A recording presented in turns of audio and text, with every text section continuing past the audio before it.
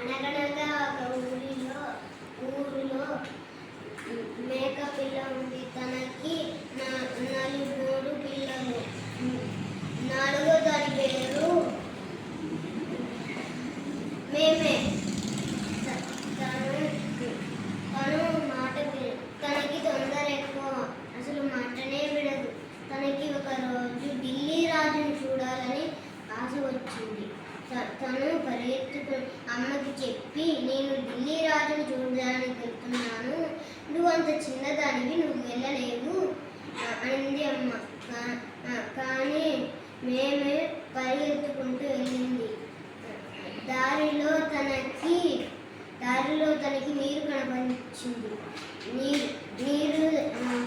నీరు మీద కొమ్మ పడింది. నీరు అడిగింది, నువ్వు ఎక్కడికి వెళ్తున్నావు అనగానే, నేను ఢిల్లీ రాజును చూడడానికి వెళ్తున్నాను అని అనింది మేమే. సరే కానీ ఒక్క నిమిషము, నువ్వు ఈ ఆకుని తినిపోతావా?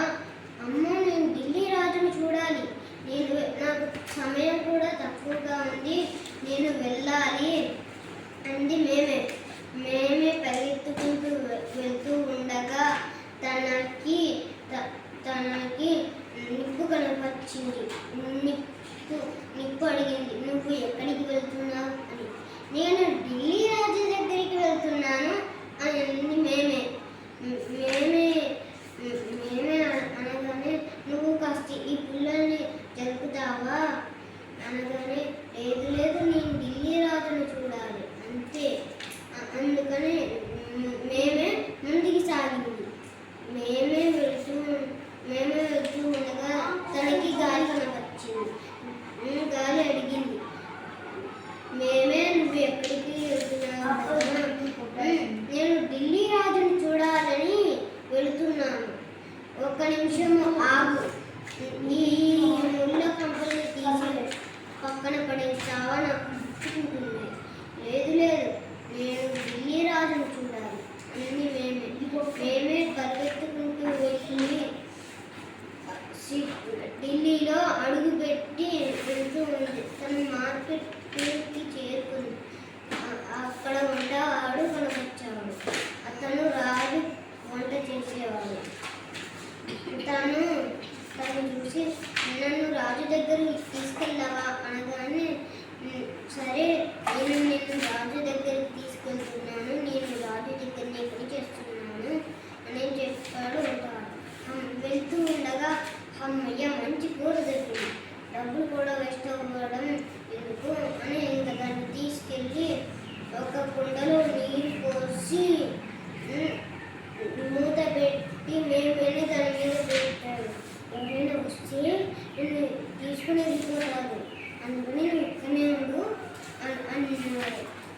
కానీ ఇంకో ఒక వంటవాడు వచ్చి మళ్ళా నిప్పు లేదే అని నిప్పు పెట్టి గ్యాస్ మీద పెట్టి వెళ్ళాడు. తనకి ఇప్పుడు నీరు నువ్వు తాగొద్దు, లేకపోతే నేను చచ్చిపోతాను. ఆకులు తినమని పెడితే నువ్వు తినలేదే, మళ్ళీ నేనెందుకు సాయం చెయ్యాలి? మేమే